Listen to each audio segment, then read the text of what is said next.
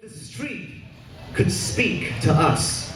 If the roar of each motor car were sonnets and plays, would they tell us our stories more clearly? Would they outline this city with the roots that we've made day in after day? Would they show us the habits we've broken and changed? Would they show us the land and the sand that we shook, rearranged and transformed? These streets that have only seen storms, do they tremble from rumors passed on by the plains? That streets and other places are in earthquake terrains. Do they shudder at the thought of being torn open by winds? Do they thank the earth for their humble geology, that they would be drowned not by water, but in the din of something shifting, shuddering awake? Streets too loud to ever hear freedom ring, they swing out with the words they have left. Stop, because things can sometimes gain momentum but lose direction.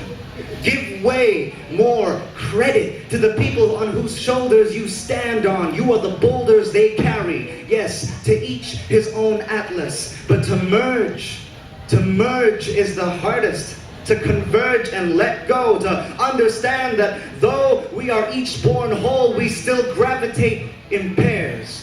Would the street share this with us if it could? If the scream of construction was a monologue of controversy, would you listen? If the rumble of buses were satires written in smoke and the gleam of leaking oil, would you read them? Could you conceive them? Could you concede to them? That there is still much to be said in the silence of passing.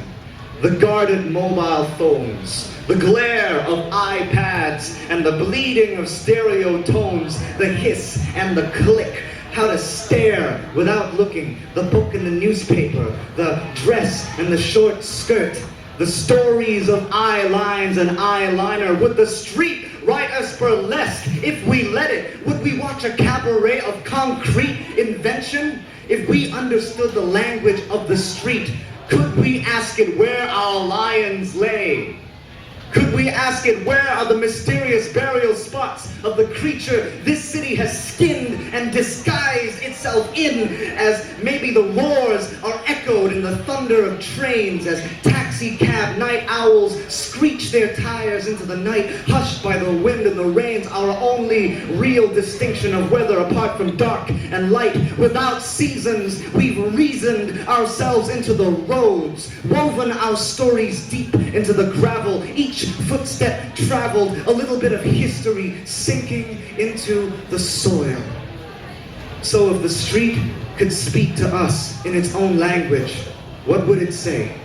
Could you listen hard enough to hear its verse?